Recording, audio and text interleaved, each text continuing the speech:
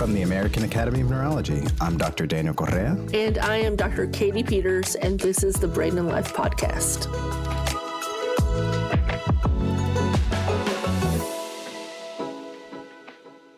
Hello, listeners, and welcome to the Brain and Life Podcast. You know, Dr. Correa and I really enjoy making this podcast for Brain and Life, and we enjoy listening to your questions and answering your questions. So, Daniel, I know you've been pretty busy traveling, working at the hospital, but do you ever get some downtime to listen to some great podcasts while we're making our own? Well, you know, I live in New York, so there can be a good amount of subway and other commuting time. And so I love podcasts for that reason. It gives me a place to disconnect from my email and enjoy other stories. So along the stories of, you know, Daniel being a food nerd, I really enjoy The Sporkful and also Dinner SOS. They are fun, creative stories around food. I'm just always hungry. And they give me inspiration to use different ingredients or techniques when cooking at home, or just like hear about really interesting things around the world or other challenges people experience when they're cooking at home. And really, probably the beginning of me listening to podcasts and really getting into them. And my wife and I have been longtime listeners and fans, and our main go-to on a road trip is Death, Sex, and Money with Anna Sale. Oh, that sounds awesome. Like, I do have some favorites. The Dream has been one of my favorites about money and multi-level marketing schemes, or it definitely varies. But another one of my favorites I learned about from a colleague is called Resilient People, and the host is Janet Fanaki. She interviews regular people around the world in all types of different situations that are admired for their resilience. And another reason why I know Janet is she is a 3-time caregiver and widow who lost her dear husband, Adam, to glioblastoma. And this is a form of malignant brain cancer. And he passed, unfortunately, in February of 2020. I always find that it is so inspiring to listen to Janet and to talk with her. I always feel like I have a better day after I hear her podcast and after I get to chat with her. And it seems to be appropriate today that we're recording this because it is Glioblastoma Awareness Day. So I hope you like this podcast and that you'll also check out Janet's podcast, Resilient People. You know, that reminds me also of another podcast host that we've interviewed in the past as we talk about caregivers, Kitty Eisel. We interviewed her about her experience of caregiving for her father with dementia, and she shares her experience and story on her podcast 24/7. You know, but particularly I also was taking a look at, and there's really interesting questions that we've been getting from our listeners. We thank you all once again for the questions that you send in to us, and remind you can always record a question and send it in. The phone number is in the show notes.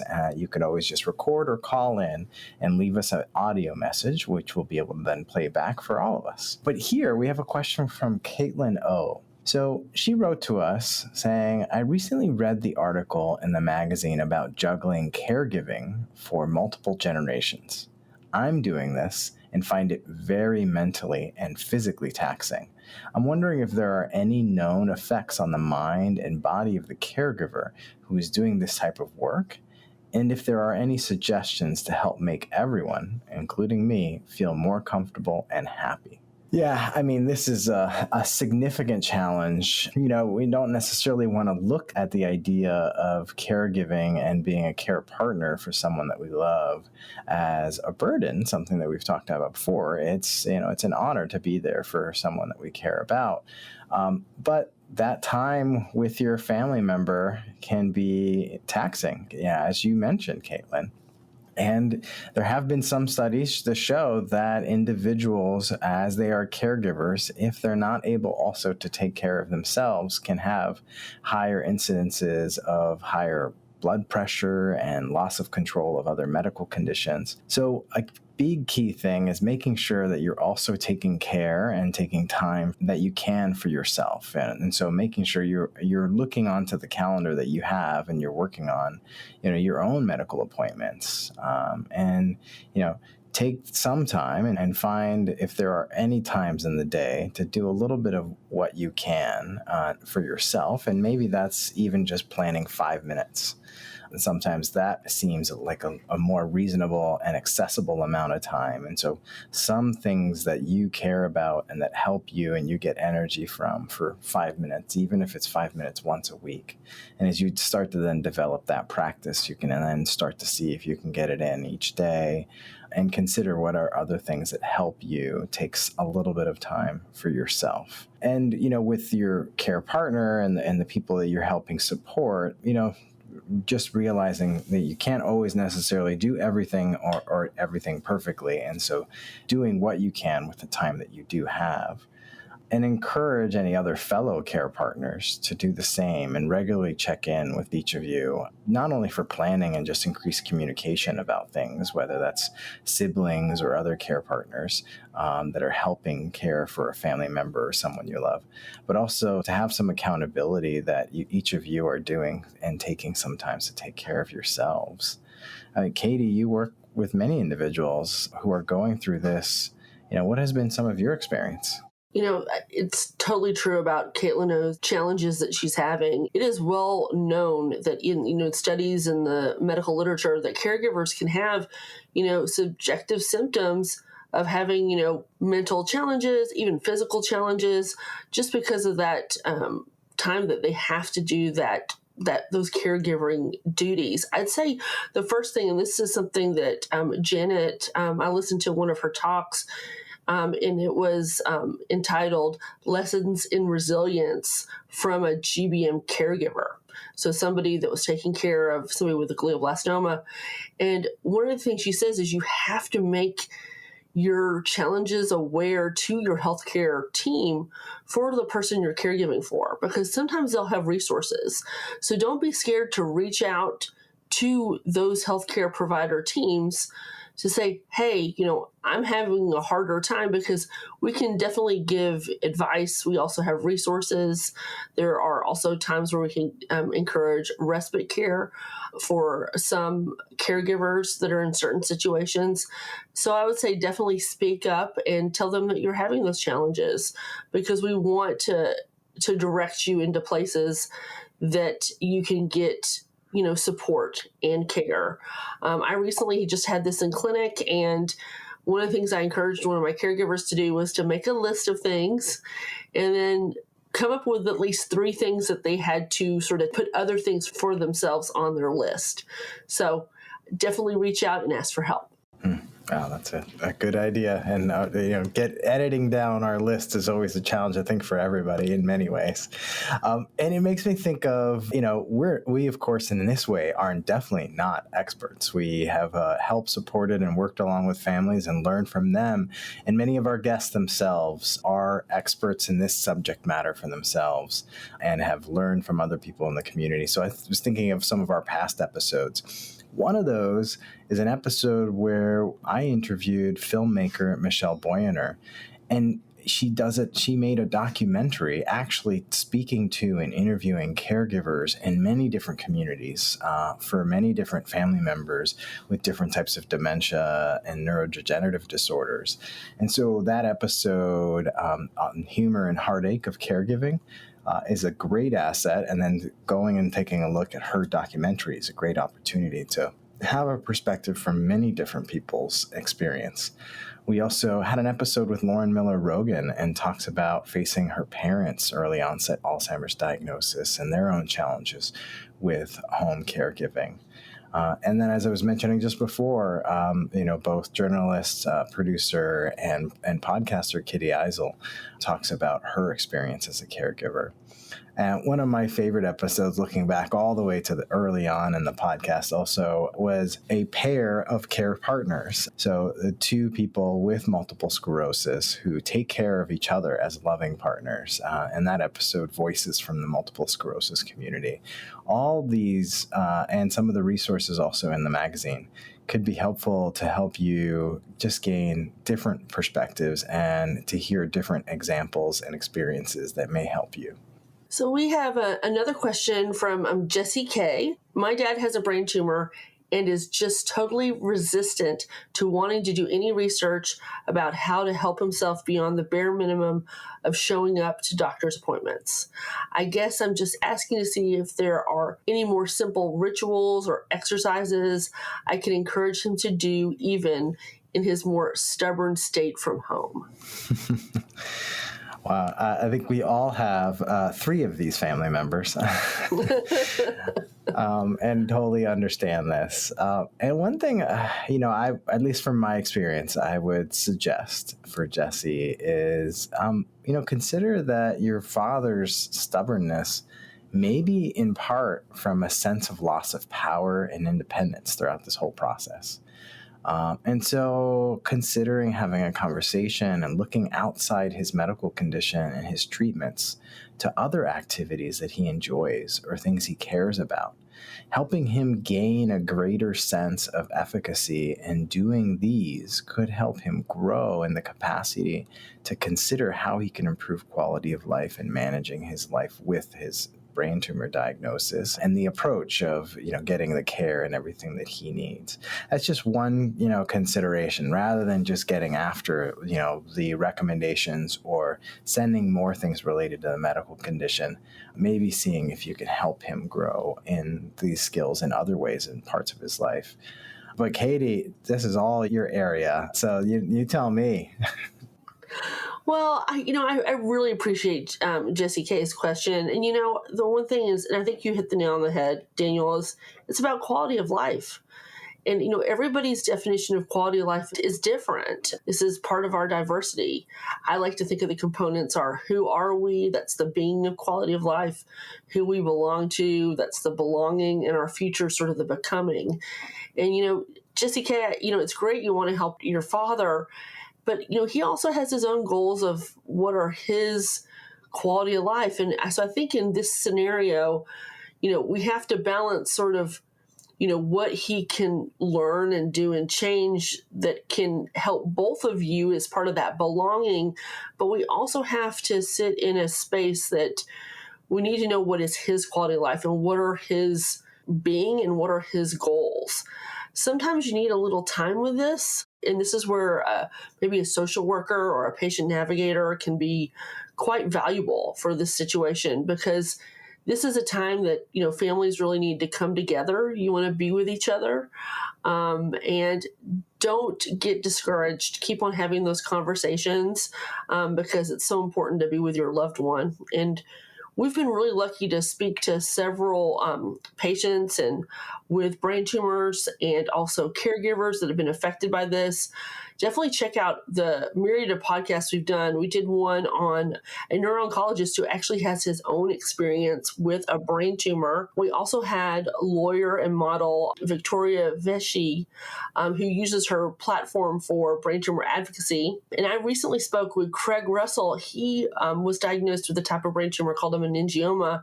And in that discussion, he talks about how his wife and how his friends have helped him, but also about how to stay positive and what he's doing for his own self. And then BMX athlete Josh Perry, he also talked about living with brain tumors. So I'd say check out our past episodes. Maybe you'll get some tips there.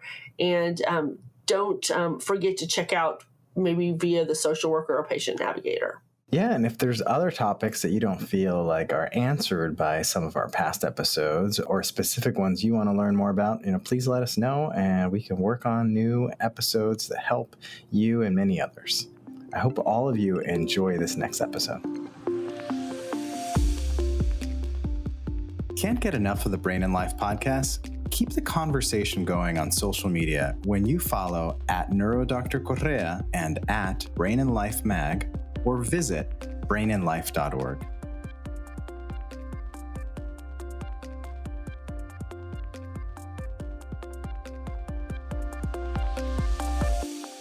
Hello, listeners. I'm so excited to have this guest on today. Sometimes you're supposed to meet someone. And our guest today, Janet Fanaki, is the person that I was supposed to meet.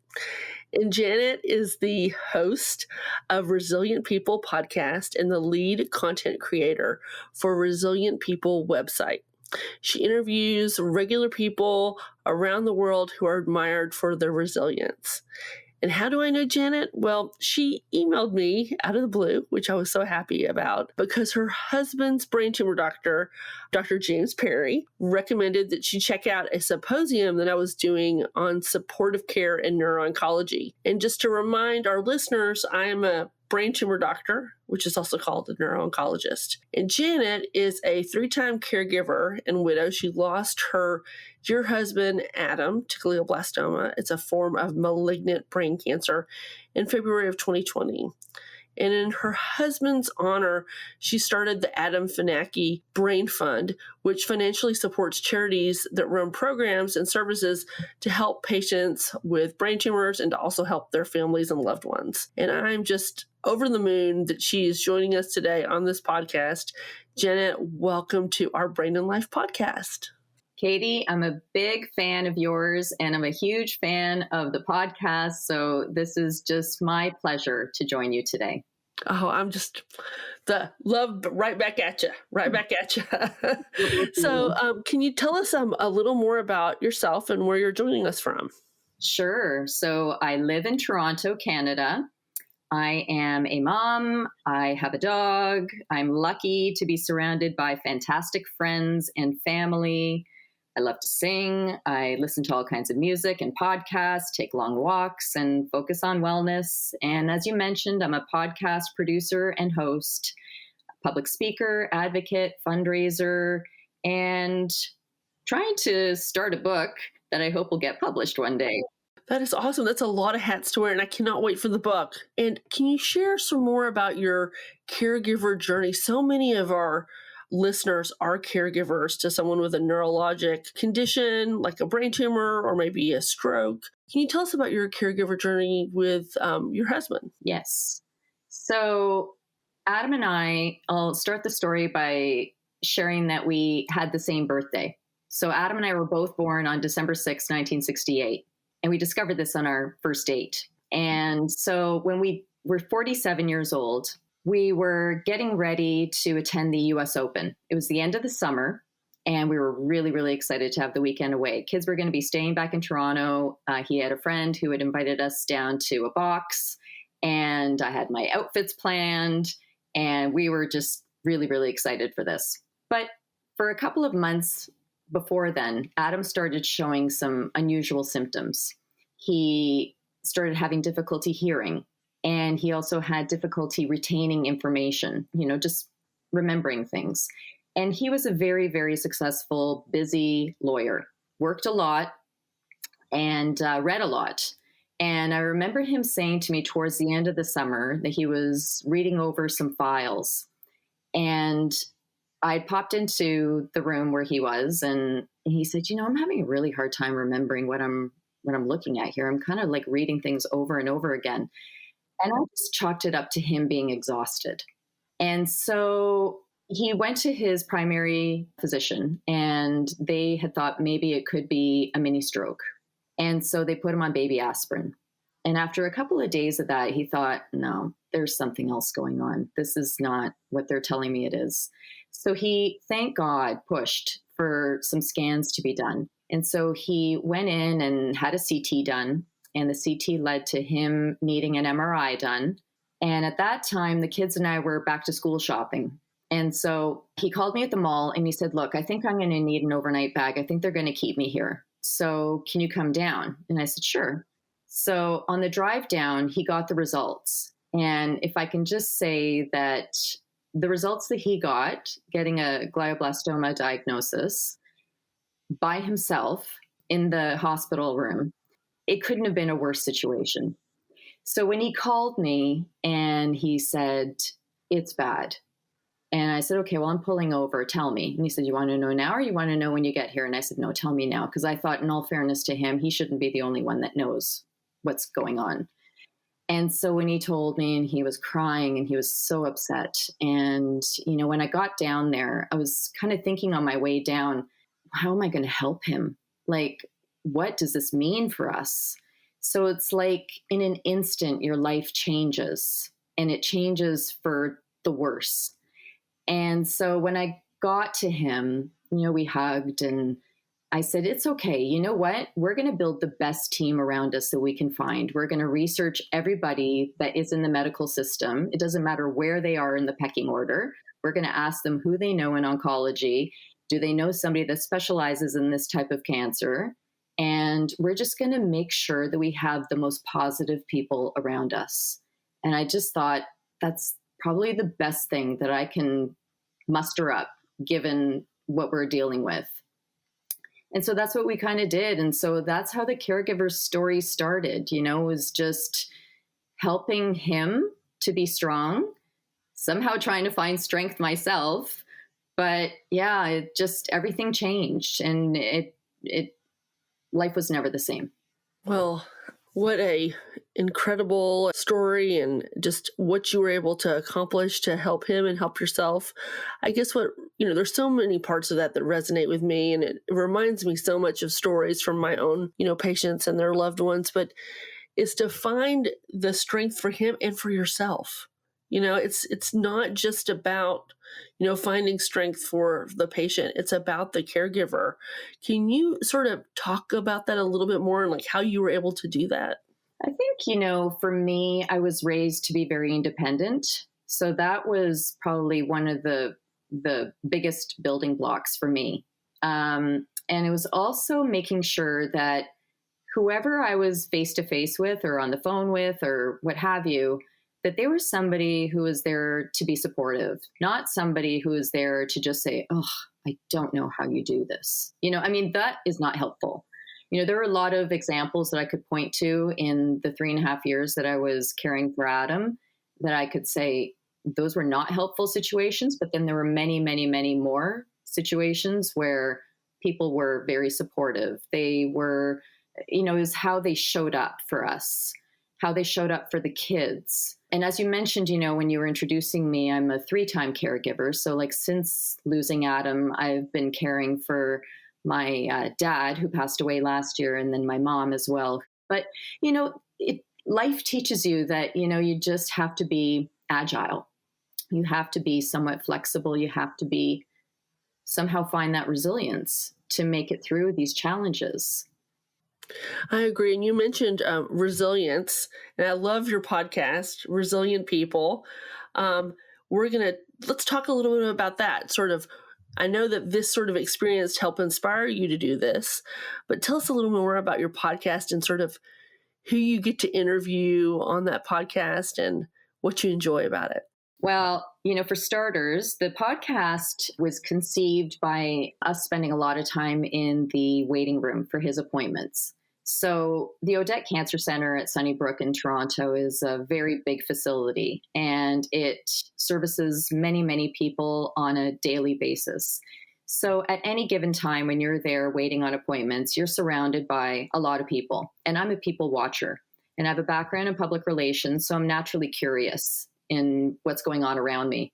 And so I found myself, looking around and kind of marveling at what I was seeing, because the first time that we stepped into our very first appointment, it was very, very scary.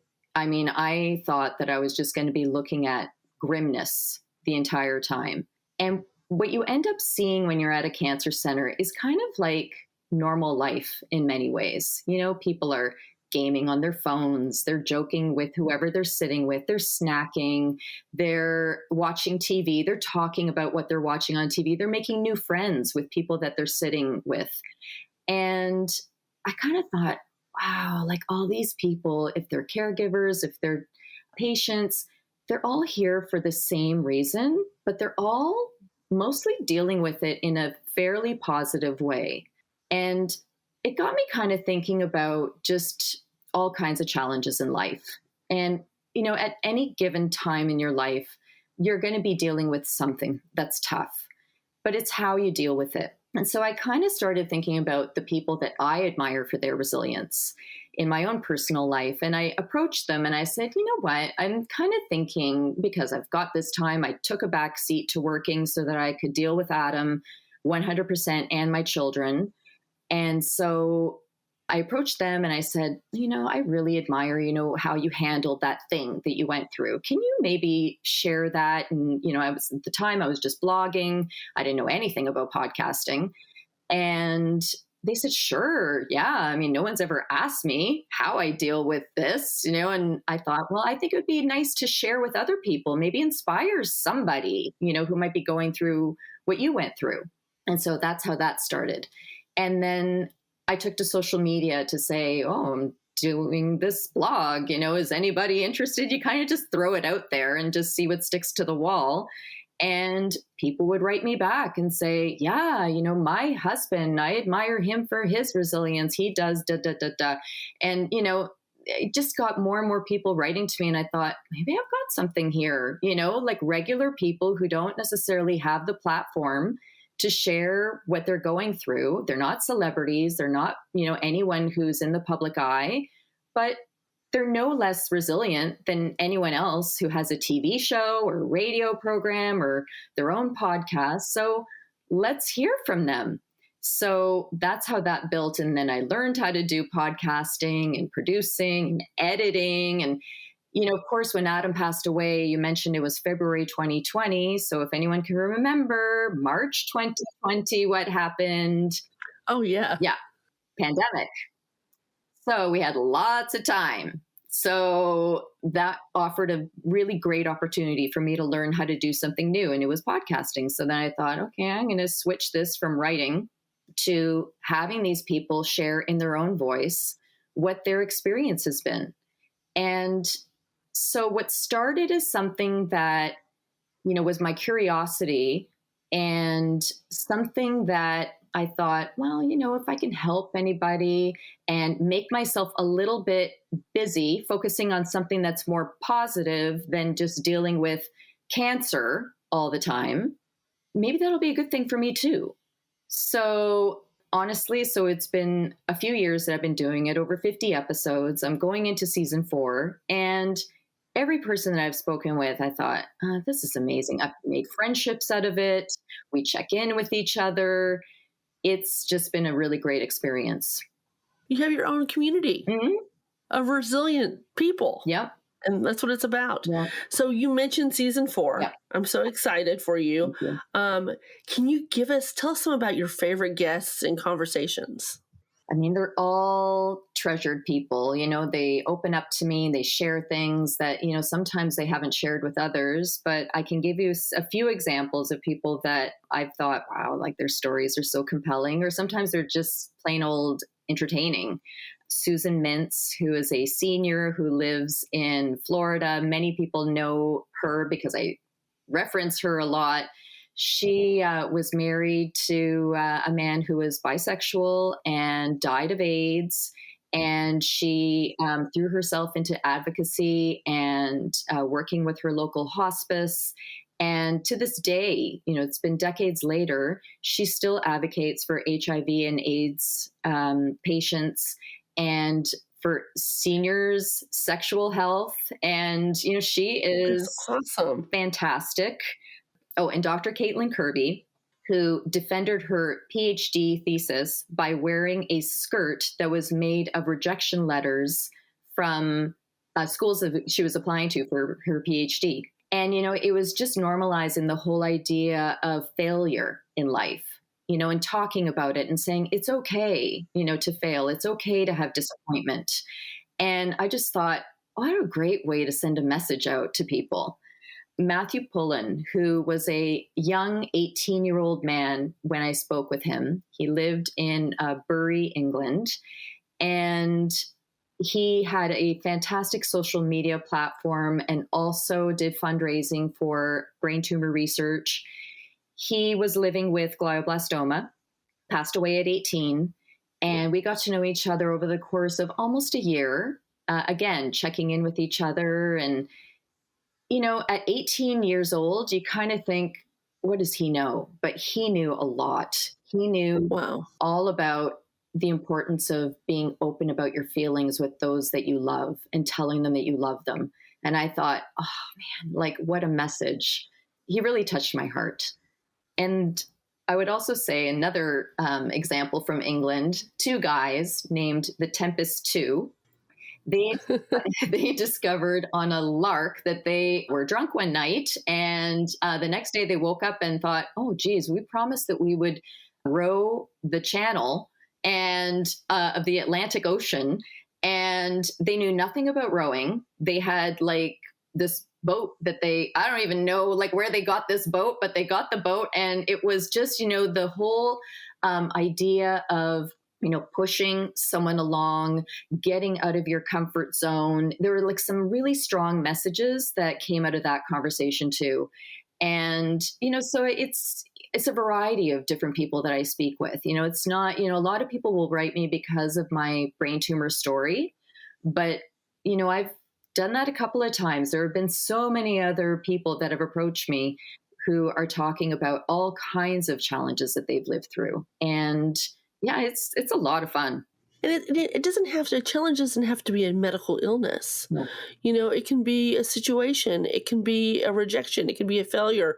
It could be having to get in that boat and row it and you've never rowed before.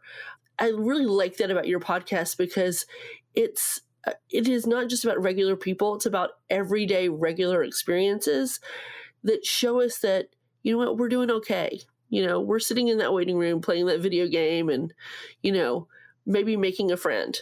And we all are going to have some kind of challenge, and all of our challenges are going to be different. And that's what diversity is. It's like, it's the whole rainbow. Yeah. Now, you describe yourself as a resilience explorer. Tell me what that is. So, as I started doing interviews about the podcast and about the fundraising campaign, I started thinking, what am I doing? What am I telling people I am? I can't just come up with a whole description. So what is it? And then I thought, well, I don't know. I'm not really an expert in resilience. I mean, I feel like, I've spoken to a lot of people and I'm definitely keen on researching the area, but I just exploring it. And so I decided to call myself a resilience explorer. And so in one of the producers that I was speaking with on a show, he said, God, I love that title. That's awesome. And so it's just the whole idea of, there are researchers out there, there are therapists out there, there's scholars and physicians. But I'm just someone who's lived through a really difficult challenge, a few challenges, and feel that I have a positive mindset because of my resilience. And I'm also keen to learn more about the space. So that's where Resilience Explorer comes from. I like it when you find your own names and you find your own, your next challenge and next journey. It reminds me of a colleague I may have introduced you to is Brock Green. Oh. He started Oligo Nation and he likes to call himself a caregiver. So he is the father of two boys with oligodendroglioma, which is a type of brain tumor. And he says, I've gone beyond being a caregiver and now I'm a caregiver. And I feel that you guys are both on the right path, whether it's guiding or exploring or, charting a new direction. Mm-hmm. Now, many of our listeners, again, have a neurologic condition or they're caregivers with somebody with a neurologic condition. What are sort of some of your favorite lessons that you'd have for them? Oh, wow. I would say, I'll give the example of when Adam had told me the news in the car. When I was driving down, the first call that I made was to my mom. And she had said to me, what do I tell people? And I said, well, you got to tell them the truth for starters. And you have to open up to your friends and your community. She comes from a generation of, you kind of keep things close to your chest when there are like challenges within a family. And I respect that. But at the same time, I said to her, I'm going to be trying to build my own community. You got to build yours. And I kept saying that to, anyone else that would ask me, like, what do I do? And, it's kind of that practicing the ring theory. And if anybody's familiar with what that is, you kind of have the person who's in my case, I was the caregiver. They're at the center of the ring. That person can push out their challenges and their problems out to the outer rings. But the people in the rings that are outside of that person cannot direct their problems back towards that person. So in my case, the caregiver. So, it was important that, I had my community set up, but then whoever was in the ring closest to me, my family, the ring outside of them, maybe my friends, and following so on, that all those people directed their problems out, not inwards. And so that would be one thing that I would say. And, the importance of opening up to others is a really big one. You're not going to gain a lot by trying to figure this out yourself. This is a thing that many people are struggling with, living with, and some of them are thriving with. And you don't learn that until you start talking about what you're going through. And, by sharing my story with somebody who I just happened to be in their space, she said to me, "Oh, you got to meet my friend. She's going through the same thing as you." And I thought to myself, I have a lot of friends. I don't need more friends. Okay. You don't really know me, so I don't need that. But then she pushed. She said, no, I'm going to share your contact info with her and she's going to get in touch. And sure enough, years later, we're still really good friends because her husband passed away from GBM, as mine did. We share all kinds of stuff. We've, visited each other in each other's cities and, so we're planning a trip together. So, it's, you never know who's going to end up being there for you until you open up. You got to find your supportive community, whether, in our situation, because we're talking about brain tumors and brain health, there's so many organizations that are online or in person. There's group therapy, there's one-on-one therapy that you can take part in through being a part of these organizations. I would also say, don't deny yourself self-care as a caregiver. It's huge. It's huge.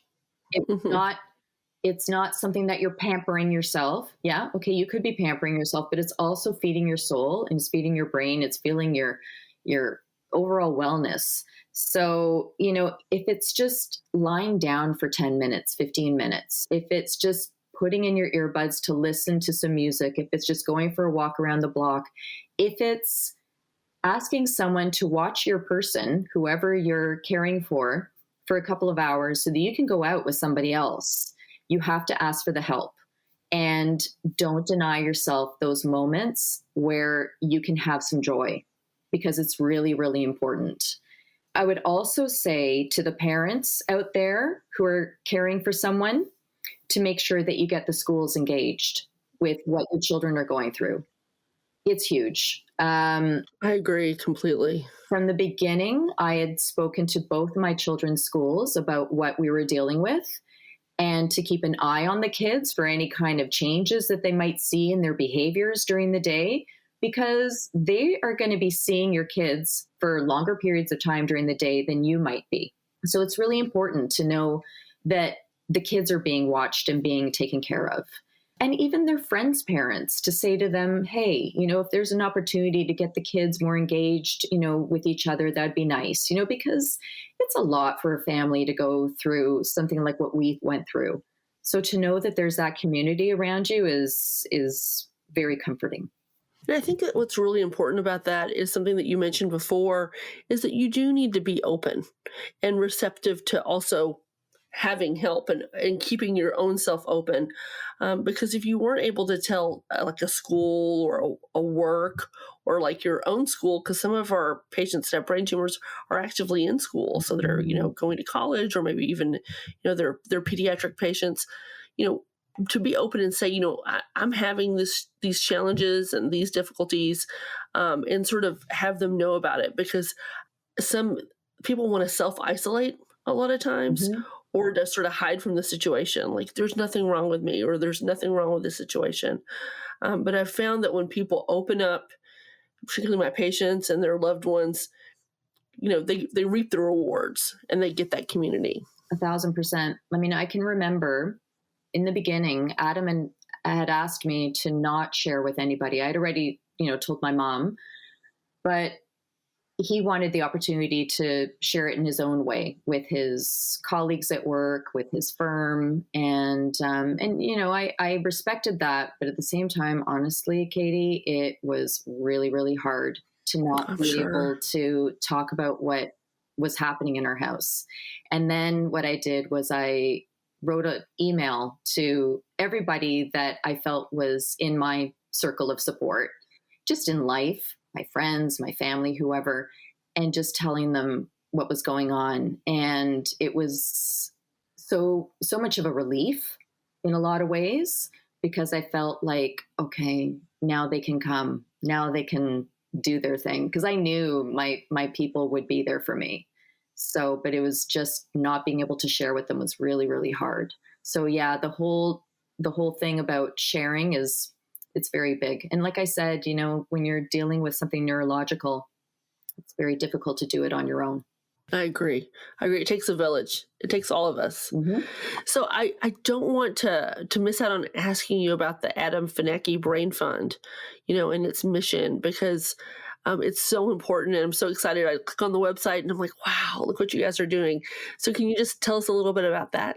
Sure. So it started when we were finishing off the obituary for Adam. So it was, he passed away on February 15th, 2020.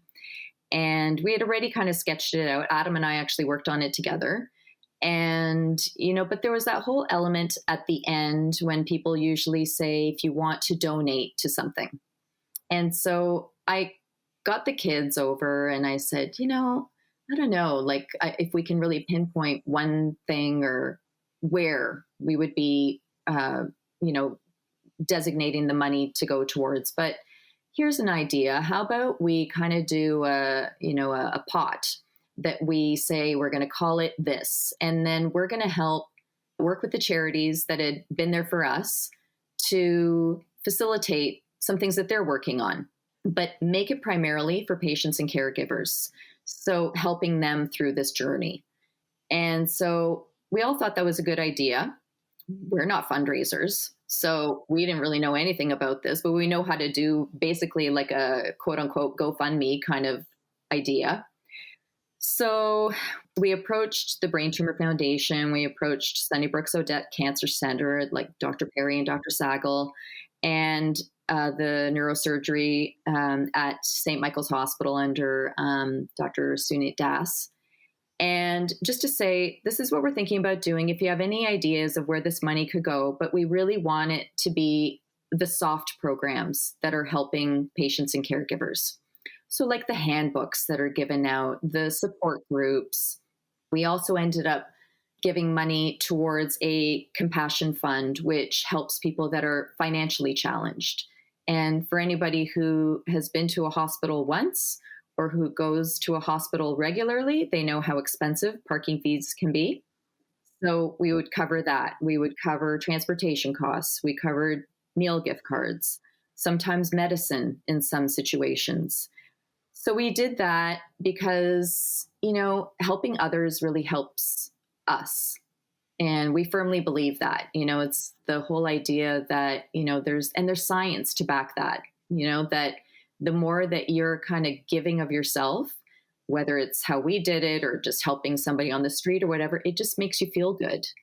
And so we had created this fund. We ran it for just over 3.5 years. We just wrapped it up only a few months ago, only because the kids and I felt that it was time to move on from fundraising. However, on a personal level, our family still supports donations to all those organizations because we feel really strongly about making sure that those programs are still going. And, there have been opportunities that we've heard from patients, through the organizations, their gratitude, the fact that they feel seen, it means a lot. Oh, I'm sure it does. And I didn't want to miss out on sort of telling that story. And I would just recommend checking out that website so that you can see all those different organizations that fund contributed to, because maybe somebody would want to check them out. Janet, you are a gem. I can't say enough about you. I have actually requested Janet's presence at multiple different things in regards to brain tumors and then also wellness. And when you accepted this invitation to do this podcast, I was over the moon. So again, I want everyone to check out her podcast. It is wonderful. I learned so much from it, and it makes me feel truly more resilient. So Janet, thank you. You are just amazing. I'm so glad that our paths have crossed and are now stuck together, my friend. Oh, yeah. Through thick and thin. Katy, you are a gem to me too. And there's going to be a lot more that we'll be working on together, I'm sure. Absolutely. Thank you to our wonderful listeners.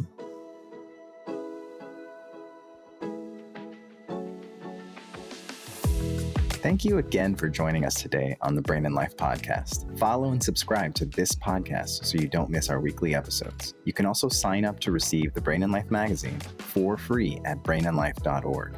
Don't forget about Brain and Life en Español. Also, for each episode, you can find out how to connect with our team and our guests, along with great resources in our show notes. We love it when we hear your ideas or questions. You can send these in an email to blpodcast@brainandlife.org and leave us a message at 612-928-6206. You can also find that information in our show notes, and you can follow Katy and me and the Brain and Life magazine on many of your preferred social media channels. We're your hosts, Dr. Daniel Correa, connecting with you from New York City and online at NeuroDr Correa. And Dr. Katy Peters joining you from Durham, North Carolina, and online at Katy Peters, MD, PhD. Most importantly, thank you and all of our community members that trust us with their health and everyone living with neurologic conditions. We hope together we can take steps to better brain health and each thrive with our own abilities every day. Before you start the next episode, we would appreciate if you could give us 5 stars and leave a review. This helps others find the Brain and Life podcast. See you next week.